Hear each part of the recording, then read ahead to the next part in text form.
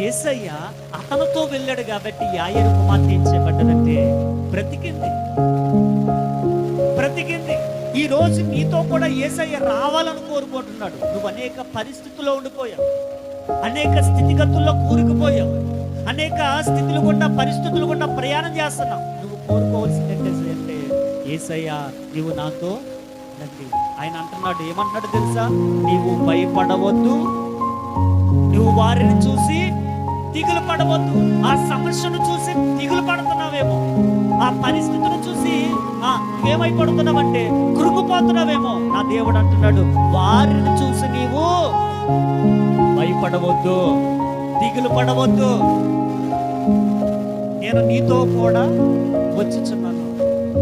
మనకి ఎప్పుడు భయం లేదు? ఆయన మనతో ఉన్నాడు.